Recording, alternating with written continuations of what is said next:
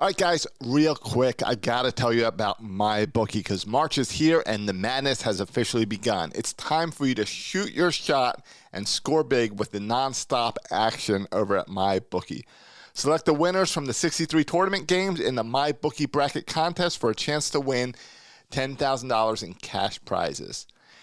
Doesn't matter, though. At this point, your bracket's busted everywhere else. You can still make money over at MyBookie. Sign up today at mybookie.ag and use the promo code RAVENS, so they know you got it here, RAVENS, to secure your deposit bonus up to $1,000.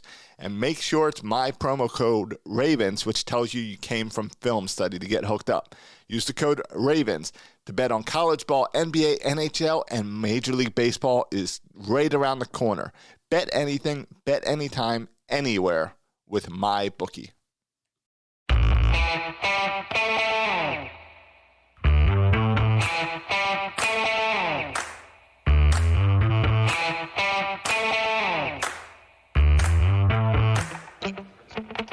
Hi, folks. Welcome to another episode of Film Study. This is Ken McKusick. Exciting conversation today about the unrestricted free agent safeties in the 2021 class. Joining me today, Vas Lericos from Baltimore Beatdown. Vas, how you doing? I'm good. Great to be back. Thank you. All right. Outstanding. Let's jump right into it because the first thing in looking over this safety class for the Ravens is, one, the Ravens don't have a great opportunity to offer a free agent safety. They have a strong safety and a free safety who are firmly entrenched. And more than that, if you look at the age and productivity of these players, the Ravens have two of the really good young safeties in the league in Chuck Clark, who's be 26 in April. Okay. And Elliott, who will be 24 in April. And they've already signed Chuck Clark to a long-term deal, and he's the unquestioned leader of the defense at this point. And, you know, I'm at a point where I'm ready to pull the trigger on Elliott, too, a year early. It makes a ton of sense. The Ravens do a great job of finding those late round safeties. Both of these gentlemen were picked in the late rounds, and it's a stark contrast from the years where they were going out and spending a lot of money on free agent veterans that didn't always play out the life of their contract. Yeah, I mean, obviously the Tony Jefferson deal was their one real foray into a hugely expensive safety. Rod Woodson was really signed as a cornerback and moved to safety with the Ravens. But yeah, they had mixed success, obviously, along those lines, and that's the kind of thing. I mean, when you go to the free agent market, you're always kind of taking a risk because you either have an established player who's at the peak of his game, might already be 27, and then you're kind of buying into the downside of that guy's career. Maybe 28, you're buying into the downside.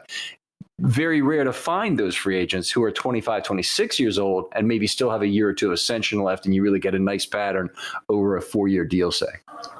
Definitely. Eric Weddle was a good signing, I thought. They got a decent value out of Bernard Pollard for a while, but they definitely had a couple misses mixed in there, too.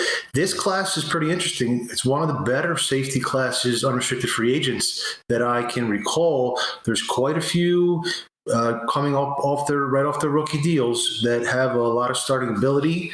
Already had two that are tagged, and I think a couple other players that in a normal year might reset the safety market. Mm-hmm. Yeah, I agree with that. And going through this list, there's definitely some $4 signed players. But take us through your top three guys. Unless you just want to talk, do you want to talk about the expensive guys the Ravens won't get? Do you want to talk about them first? Sure. I think they bear mention just because they may have some impact on who falls through the cracks. There's Marcus Williams out of New Orleans and John Johnson from the Rams, who are two players that I think in a normal year could push to reset the market. And obviously the other two have been tagged at this point, Simmons. And there's also Marcus May. Yes, Marcus May was tagged.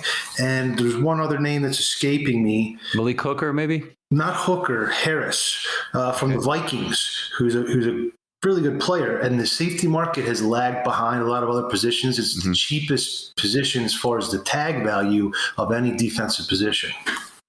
Yeah, Harris is 30 years old, so I didn't really have him on my $4 sign list here, but he had 7 picks in 2019 before he dropped to 0 this last year. Now, if we drop to that next list, because Malik Hooker was a guy I didn't think the Ravens would get. Trey Boston, I'd probably put in that same category as established starter, wants to come to a place where he'll be a starter as opposed to being a dime back. And neither one of these Ravens players is getting pushed out of their starting role. No way, no how. Sure, that's the key. A lot some of the other players on the list, Deron Harmon, Xavier Woods, they are full-time players. They've been starting. Deron Harmon played more defensive snaps than any player in the league last year. I don't think he's going to now come in. He is a cap casualty, but that's really what the Ravens are looking for, that dime back that's going to help allow them to play more dime, which creates a lot of splash plays and is really, I think, the wave of the future as far as a base defense. Yeah, the Ravens have been doing it their entire history, but it's now just become the wave of the future in the NFL. But you're right, is that teams have been playing a lot more dime these last 5 years and doing it on early downs. The Ravens have traditionally had it be the backbone of their pass defense, high leverage downs, and done very well with it. Take us through your top guys who are available who you think might drop into the Ravens price range. Well, Hooker is really hard to predict. He was a one-year wonder at Ohio State. He did corral 7 interceptions, was drafted in the top 15. He has elite range. He has almost Ed Reed range to play single high center fielder, but he's been so banged up throughout his career. He's a good ball hawk, 7 interceptions and 35 starts, but 35 starts in a 4-year career is not very many because he's been so injured with knee and hip and foot. And Indy does play vanilla coverage, so maybe you could, if you can stay healthy, secure some more interceptions out of him. I think he's a low risk, potentially extremely high reward if the price is right. Right.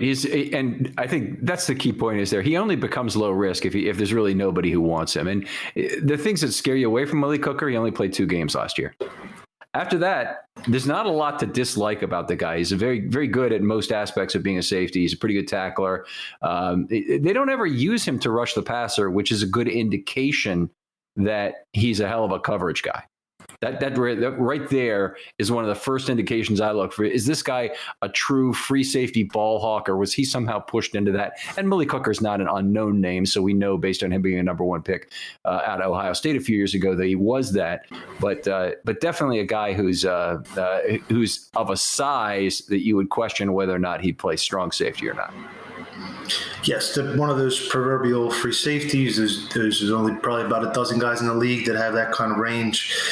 Who knows what his market's going to be? It's so hard to predict. We still don't know what the salary cap is and who's going to be bidding on what players and where any of these players is there going to be 20% of the league is going to take veteran minimum deals, or it's hard to predict. He could. I think the Ravens want to be probably below $2 million if they do end up signing a UFA safety. Mm-hmm. Yeah, I agree. I think that's the spot. Given that Hooker is coming from the Colts, a team who has a lot of cap room, is there any real hope he'll hit the open market at all? And if so, wouldn't a team like the Colts be in a position to at least bid the thing up if they think Hooker's value is $4 million, or that's what he's worth to them? Wouldn't they, kind of Ozzie Newsome this situation and tell Hooker to go to the market and define his own value, and then maybe come back and match that and keep him in Indianapolis? Sure, that makes sense. And you could see him maybe going to another team like the Jacksonville that has a lot of space that can take a flyer on a guy like him more easily than a team like the Ravens, who do have cap concerns. All right, who's your next guy? Next guy is LaMarcus Joyner. He is a cap casualty, so he would have some value with the compensatory draft formula. He just signed a big money deal with the Raiders last year, and they were cleaning house, apparently, making moves. I think 5 or 6 players have already released or traded. He's a small stature player, but he plays like a dog. He was kind of the linchpin of the Florida State National Championship defense. His last year in college, he actually pushed Jalen Ramsey to safety. He was maybe miscast as a slot corner last season. His best season was with the Rams in 2017. He had 9 pass defensed. He's a strong run defender. He does, I think, bring some slot value. And I think maybe that versatility to also moonlight as a backup slot behind Tavon Young right. is if you're going to sign, I think, a safety, you want him to be able to help out in the dime and back up there. Yeah, that I agree. That's exactly the value that Joyner brings. He's not a young guy. He's 31 or will be by the time the season starts. Actually, he'll be 31 in November. A lot of people may remember him from Hard Knocks a few years ago when the Rams were on it with Jeff Fisher. And I believe LaMarcus Joyner kind of was quitting during camp and or distraught about what his role was on the team. And Fisher was, he thought he was a great nickel, and he just wanted to make sure he knew exactly that. That's the role we want you for. It's an interesting thing. So may have a little bit of a, things change over time, but he may have a little bit of a, what is the word I'm looking for? Attitude? It's not. I don't think his attitude is bad. I think he's a lack of confidence. Is what I would have called from what happened, but that's the thing. I don't want to compare this to other situations, but he's certainly a player who's, I think, proven his worth in the NFL. I do worry that he might be in decline. I agree with that. I think potentially the fact that he was paid last year, maybe he'll do a prove it deal, and maybe you reap a little bit of value there.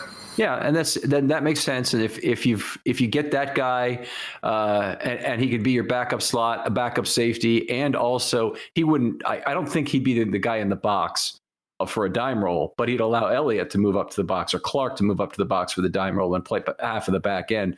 Then you really have something that could be exciting. Yeah, I think if you can keep Clark in the box, it helps communication. When you play split high, you can play split high with Elliott and whoever this other safety is. That's probably your best all aspects, and I think Clark's probably the best matching up with tight ends, which was an area where the Ravens regressed a little bit after being the best team in the league against tight ends in 19 because they couldn't play as much dime. Yep, absolutely. Okay, do you have another guy that's kind of near the top of your list? The other guys are more kind of flyers. So would you like to? We just alternate? Yeah. Okay. One guy on my list that I think it's a matter of price would be Jaquiski Tartt. At his age, he's 29, so you're definitely not getting a young guy, but then maybe you're also being able to get a guy who will give you that combination of dime back play, a good special teams role, maybe even grows into being one of your top special teamers in time. He may not want that at his point in his career. I'm sure he's going to want a regular free safety or strong safety role, but he definitely would give you better coverage than an inside linebacker. And one of the things I like about Tartt as opposed to other players is I think you're going to do better if you keep both of the Ravens safeties, the young safeties, both of whom are capable of playing that dime back role. I think it's better if you keep both of them out of the box. And, then you put a Tartt there, or, just like they had a Levine there at one time. And if he can do the job, you're taking less franchise risk by having those guys up front. Makes sense. Tartt is more of the box safety, more of a strong safety, bigger body, almost like a undersized linebacker. That's the way he plays, at least when I've seen him with the Niners. That'd be a good option if the price is right. Who's your next guy? Okay, so I'm going to go with Cameron Sutton, maybe a little bit under the radar, a former Pittsburgh Steeler. He was a third-round draft pick out of Tennessee. He struggled, I guess, a little bit to find his role, and he played a good bit of slot corner and then lost the job to Mike Hilton and had some injuries. He's 26 years old. He was able to play 53% of their defensive snaps and 41% of their special teams snaps last year. He has good versatility. He does have experience playing as a dime back and a deep safety. I think he should be inexpensive, and he might be someone that can kind of be that diamond in the rough, Cordy Graham type, potentially. Yeah, to me, first of all, if you go to the Steelers boards, they absolutely love Cameron Sutton. So it surprised me slightly if the Steelers let him get away. And he probably, if when you have a chance to play around so many defensive playmakers like that Pittsburgh defense has, not that Baltimore doesn't have some of that, but he might be unlikely to leave there if he has a choice. Of course, their weaknesses is a lot of it is in the secondary, although they do have established starters certainly in the back end in Minka. But to me, he exactly fits the dime role in terms of not being the greatest tackler. He had, a significant number of missed tackles this last season. It's not a total huge denominator he was working with, but it was enough to make me worried anyway about him there. But I think he does give you, something that's much better than a linebacker in terms of the coverage skills that would enter the game on third down. So it makes a lot of sense in the sub package. I just don't think Pittsburgh's going to let him get away. It depends how much more cap space they can create. I believe Hilton is also unrestricted, and I think they would probably prefer to keep Hilton. So we'll see. Yeah, I agree. They do have a lot of questions coming up. Unfortunately, it's a little bit off topic. We're March 9th, and I wanted to put a date stamp on each of these, and I end up putting it in the middle of the episode because I forget. But Ben Roethlisberger just got extended this week, of course, creating a lot of cap room for the Steelers. So it was kind of the double whammy of he took about an $8 million pay cut, and then he spread his 2021 salary over 5 years, which is effectively basically they're deferring all of it until next year when they're gonna let him go and they'll finish his career this year. But that was a big heartbreaker to me. Obviously, it was a very good deal for the Steelers from my perspective. Yeah, to actually take a legitimate pay cut and not just defer it does help them out for sure. But these void years, they're not magical. You still have to pay. You still have to pay it accelerated. You just spread it out and kick the can down the road another year or two is really all it does. There you go. Okay, is it my turn here or is it yours? It's your turn. All right. Who do I like among guys that are not too darn old? Carl Joseph was burned a fair number of times last year. He was good before that. And he obviously built up a fairly good reputation in, I think it was for Oakland. And then he played his last year with Cincinnati, was it? Who did he play last year? I believe Cincinnati, yes. Okay. And he is a player that I think could do the job. I just think he's at a point in his career where he's going to want to start somewhere. And that's going to be number one. He would be coming to the Ravens like a tail between his legs if he were to agree to a contract here, and he's a vet min guy. I just don't likely see that happening, even though he certainly did not have a great year for Cleveland last year. He was a very well-respected player at one point, I believe first-round pick out of West Virginia, and he would fit that role pretty well. He's physical. He's a pretty good tackler, not the best in coverage. Again, now that we're talking here, I'm noticing that there's maybe even more safeties available that I considered, that I realized, and it's supposed to be a pretty good safety class in the draft. So we never know. I think really you just want to be patient and wait, and maybe not even the second wave, maybe the third wave is where you find that real cheap guy. Yeah, then you're certainly after the draft, and you're past any kind of compensatory pick conversations. And this goes without saying, I think, to people who really know, but we have a wide variety of people who listen to the show. And if you sign a free agent safety, and you end up paying him $4 or $5 million, you might end up giving away a third or a fourth round draft pick that you otherwise would have had. So you can't do that. It basically precludes such deal. It's almost like the league has tendered this player with a fourth round pick, and you're going to lose that if you go ahead and sign him. So it doesn't behoove the Ravens to go after a guy prior to that compensatory pick date when free agents no longer count against it. Especially with two entrenched ascending starters, and Elliott's not under contract yet. You don't want to send the wrong message there. And they have other needs. They don't need a well-paid third safety. Right. All right. I think your turn. Sure. Jalen Mills. This gentleman, again, depends on the price. Converted corner, started 15 games for Philly last year. So he could easily decide to search out a starting job, but maybe that job is not out for him, maybe potentially because he missed 11% of his tackles last season, although he did allow a career-low 82 passer rating into his coverage. He is more of the free safety type. Although they listed him as a strong safety, he does have 40 pass breakups and 48 starts, mostly at corner. A decent player out of LSU, potentially could be had for that below $2 million range. Yeah, he'll be 27 next month. So he's older than either of the guys the Ravens have, including Clark, who's he's entering his third year on the new deal. It's amazing that a player like that is one of the better players, but he is probably one of the relatively inexpensive options the Ravens might get. He could find a starting role, but I think it's more likely he's in that NFL's middle class, and he'll end up signing for a little bit more than the league minimum for 1 year would be where I guess he ends up. And he'd be a reasonable possibility. They need to convert him to being a dime back. He's got the decent size to play there, cover tight ends at 6 feet, 191. But he needs to be somebody who can play in the box on passing downs, which means you can give up a little bit of run defense there, but you really need him to be able to cover better than a linebacker. Yes, and that's really what it's about. Are you willing to sacrifice a little bit of run stopping ability for a little bit better coverage ability? In this day and age, with the proliferation of the passing, I think more often than not, 40% of the time, at least in 2019, the Ravens were willing to do that. All right, so you came up with Jalen Mills. I'll come up with a guy I want to stay away from, and that's Daniel Sorensen.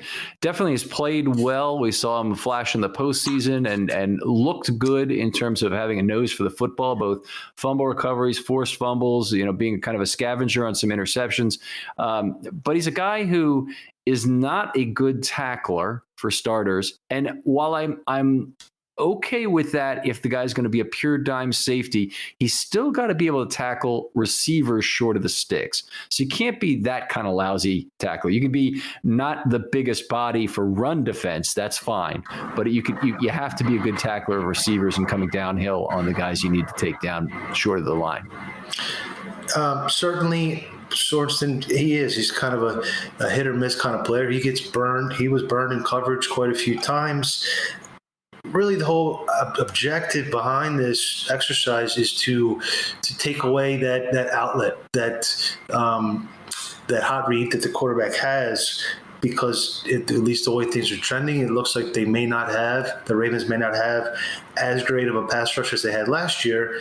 And if they can eliminate that potential vulnerability in the intermediate middle of the field, where I think they have the most chance of completing the pass, that would be the idea behind paying anybody instead of drafting a third safety. Right. Okay, your turn. So I'm going to go with Demarius Randall, former first-round pick from the Packers, was a corner, converted to safety for Cleveland, was a 2-year starter for them at safety, played pretty well there, not great, went to Seattle last year, barely saw the field. He was not targeted in coverage once the entire season. Pete Carroll in Seattle runs more base than any other team last I looked. He keeps 3 linebackers on the field. That's kind of their scheme. But still, not to see a pass at all really means to me this is a non-guaranteed veteran minimum contract, camp tryout type of body. But he does have some experience and some potential, so I think they could do worse. All right. That's certainly an option there.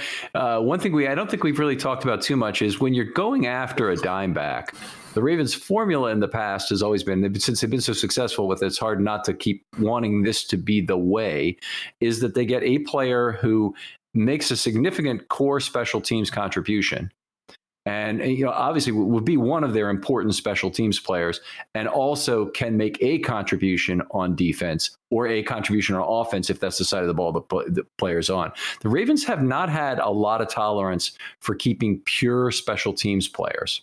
Like players who that's all they do. Justin Bethel was around for a little bit, really never played anywhere else for the Ravens. But then he got cut before they sacrificed a compensatory pick for him. If they go out and get a player, I think a lot of what hinges on what make a good dime back for the Ravens that they might actually go out and spend $1.5 million on, say, at the top end, or maybe $2 million, is going to be that this guy can also be a good special teams player. Sure. Chad Williams comes to mind. One of yes. players I enjoyed watching when I was younger. Special teams and dime back and make plays.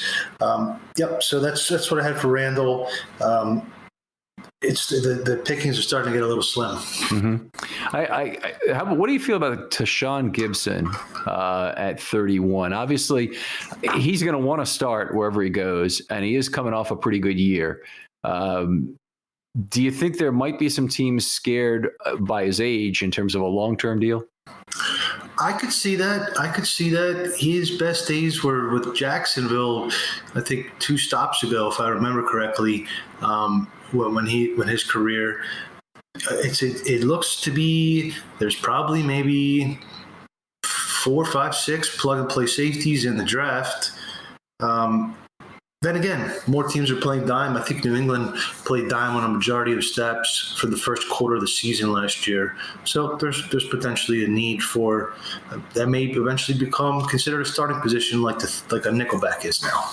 Yeah, it could be. I mean, the Ravens last year, we've said this a few times on the show here, but they dropped from 41% dime, which was the highest in franchise history in 2019, to less than 16% dime in 2020. And they just did not have a third safety they trusted to be on the field. And they decided to go with this proxy safety situation with Chris Board. And I can only say that the fairest thing I can say without bashing Board is that it didn't work. But the main characteristic that Board was missing that I want to see in a dime safety is the ability to understand what's going on behind you. Linebackers, I've been reminded often that that's a characteristic that comes later to linebackers, and you have to be patient with a guy like Boyd. Well, I'd say safeties typically understand it pretty quickly. They have to read the quarterback. They have to get getting passing lanes. They have to do those things that allow them to make plays on the football in level 2 before it gets to level 3, or even to the seam between level 2 and 3. And it's a big difference. The Ravens having a linebacker was the biggest single change about that defense in 2020, and it wasn't a good one. No, it wasn't. I thought this was interesting. If I can throw a quick stat in here, the Ravens' total DVOA on defense last season, 2020, fell from 5th in 2019 to 9th in DVOA, despite an improvement against the run from 21st all the way up to 12th. So quite an improvement. And I think the lack of the third safety, Earl Thomas forced his way off the roster. And I think it's very effective. You made this point 2-3 years ago. I remember reading your articles about dime when Dean Pease was reluctant to use it.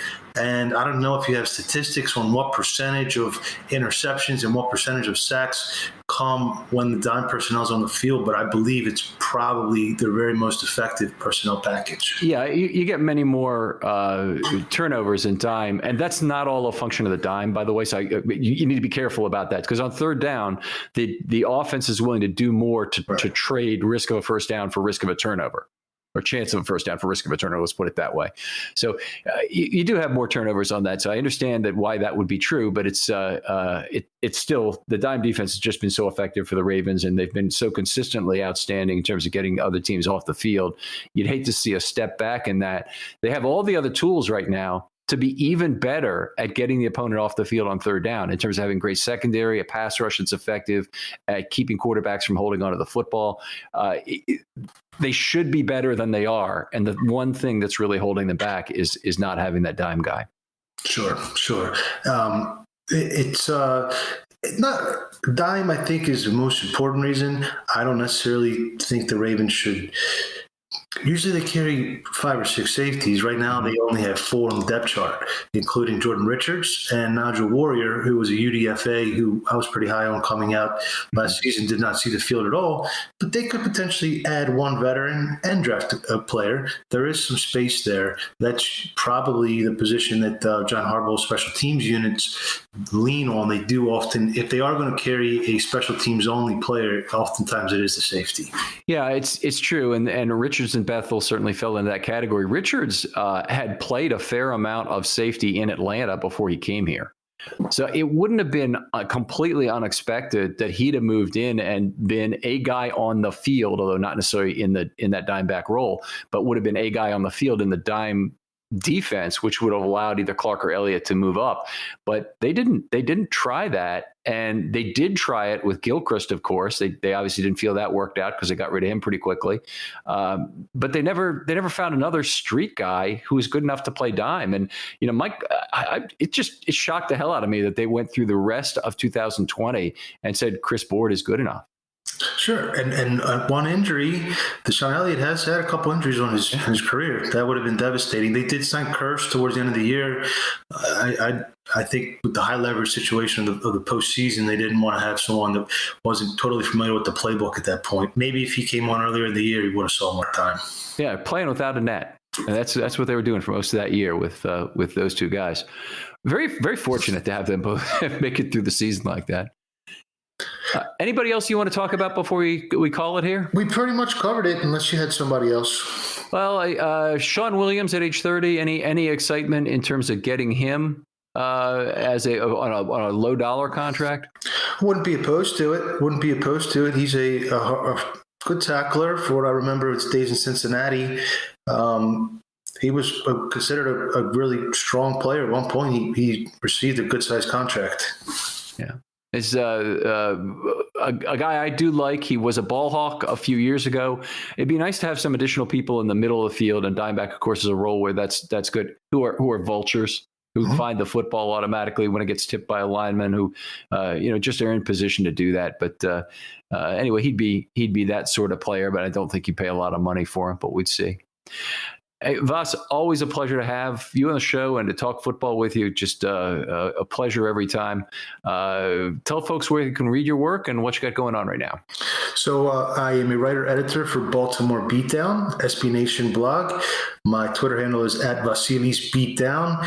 We are in the midst of the off season. The news is coming hot and heavy today with some press conferences, and it's an exciting time to be a Ravens fan. Looking forward to free agency, and you can check out our work at the website.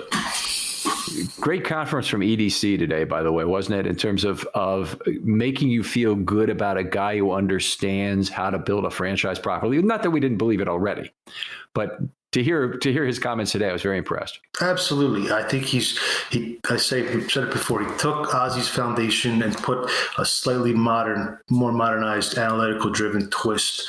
Very, very comfortable to be in Eric DeCosta's hands. All right. Folks, we have more of these UFA shows coming up, and they'll be coming out at about a one every day or two set, and then we'll have the draft after that. For the draft, Vas, I think we have you on for one of the shows for the draft, right? You're doing tight ends? Tight ends, yes. Looking forward to it. Yeah, looking forward to it here too.